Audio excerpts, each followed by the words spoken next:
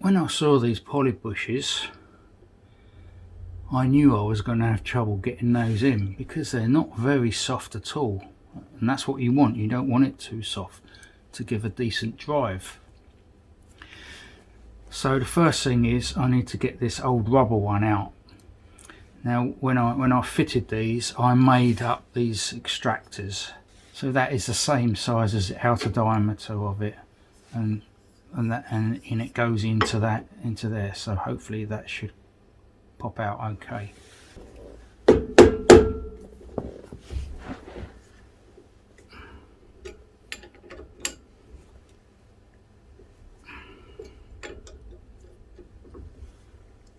Okay, I'm feeling something move now.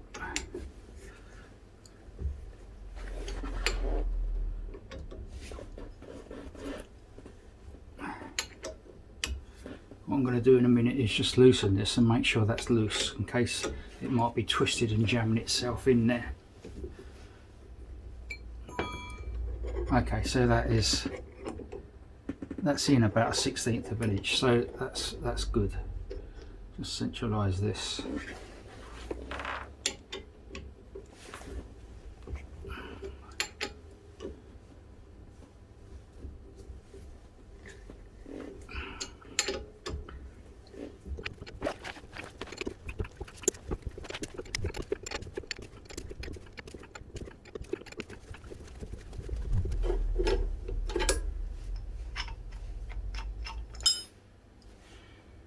And that's out.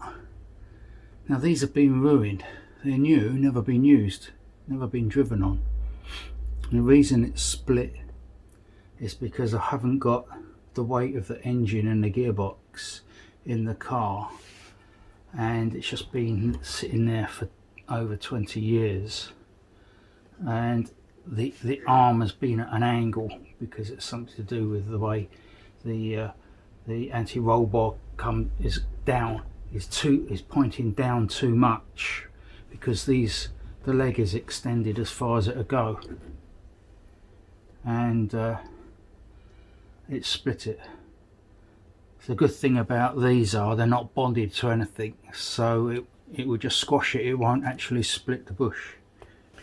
If you didn't have this extractor tool, the job becomes much more difficult.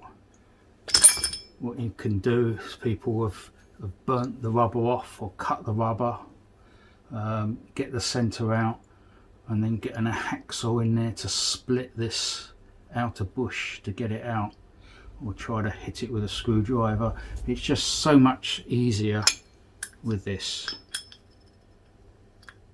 Now I'm going to use this to push this in. I've already done the passenger side, and I had a right struggle to get that in there, because the problem is that if I just press it in with this, it's going to push this lip over, and it could shear it, because this diameter is the same as the bore. It could shear it, so you've got to try to get it in there at an angle. And I used a Jubilee clip, and I'll show you that in a minute. To give me any chance of getting this bush in here, I've cleaned this up with emery cloth because there was a bit of rust in it, and I've got a bit of 80 grit emery cloth and just put a chamfer around there to take that sharp edge, because I'm going to be pushing it in that way. And obviously then you need quite a bit of silicone grease on there to let it slide in. So the idea is to put it at an angle and then turn it round like that, and then you end up with a little bit that hasn't gone in. It's always a little bit like that.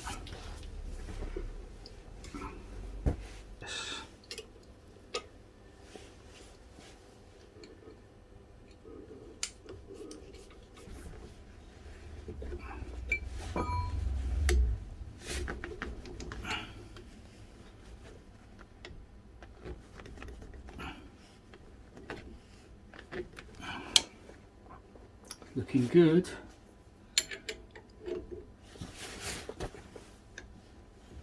Right, that's going in now. Now I'll take this off.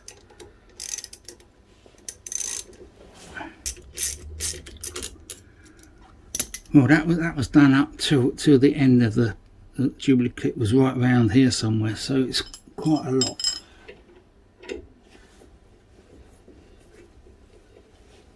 That's going.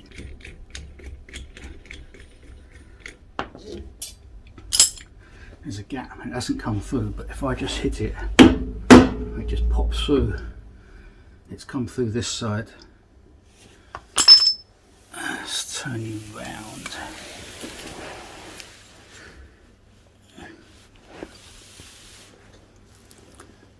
And that's it. It's very strong. These poly bushes are very strong, because any other plastic would have sheared that lip off there.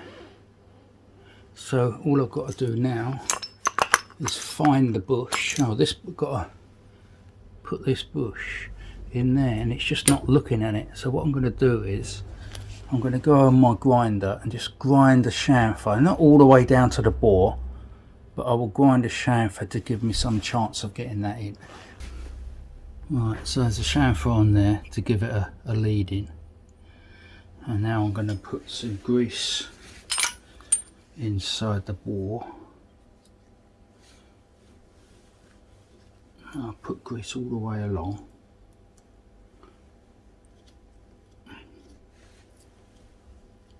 Way round.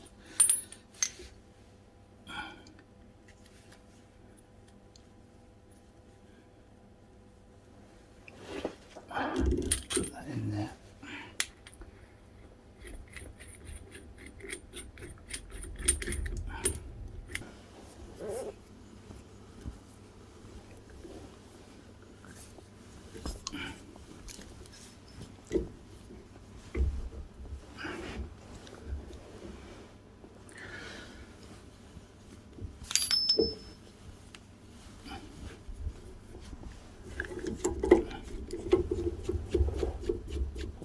That's it. That's flush there. Actually the bush is a little bit below there, but that'll all pull back when I put it on the pin. So now it's just a matter of putting it back on the pin. Now these bushes come with this washer, and that washer goes on the pin to stop the bush going that way, because the original bushes were all bonded. So the bonding stopped it going that way. This job is made more difficult because I haven't got the weight of the engine and gearbox in the car. Now if I did, I would put the wheels on, and then I could put the trolley jack under the cross member in the middle, and I could lower and raise it so I could get the angle of the track controller on right. You can only get these anti-roll bars in when the angle is up, and then you can only get this on the pin when the angle is correct, and it's the only way it will go on.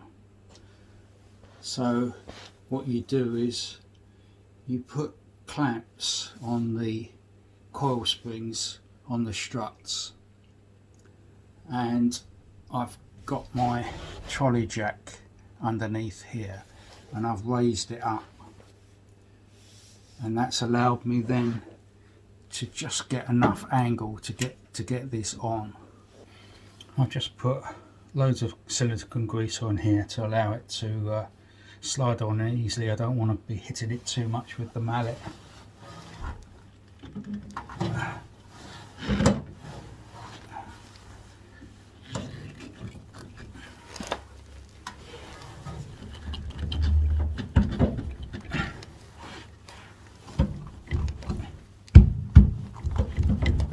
Oh, that's going.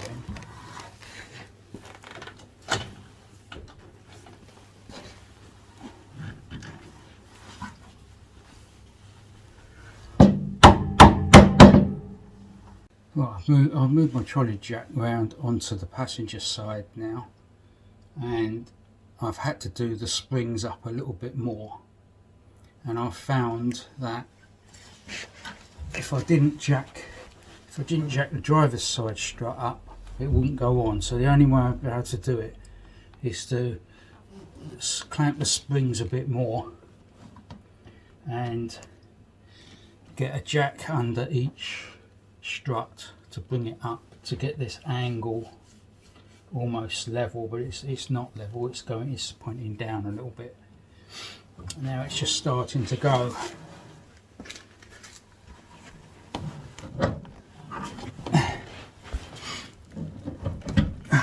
Oh, that's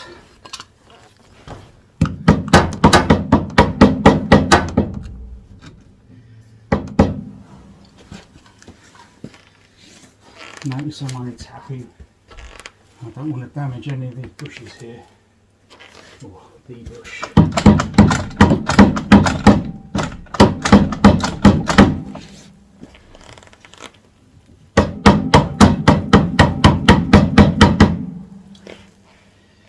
Okay, that should pull itself on now, if I can find the spanner.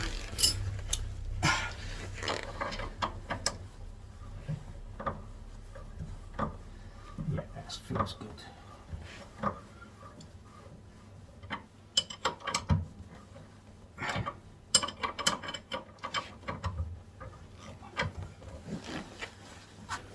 Right, these two flats here obviously got to line up with these two holes, so that's not bad. I don't know if you can see that flat there, so that goes in there.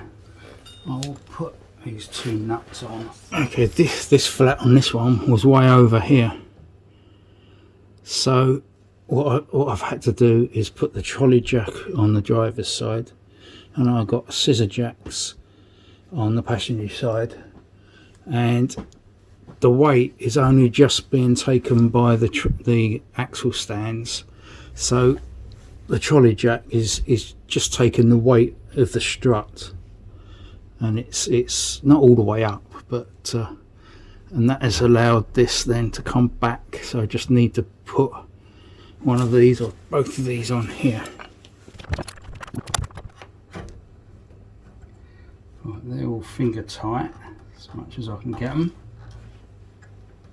To enable me to get all that suspension back, I've compressed these coil springs, and I've got a jack under both struts, and I've jacked it up so it's just taking the weight of the car, although it's still safe because it's still on my axle stands, and they're just about holding the weight, but most of the weight is taken on here. And the distance between there is 9.5 inches. So I don't know if that'll help anyone, but that's what I've needed to do to get all the parts back.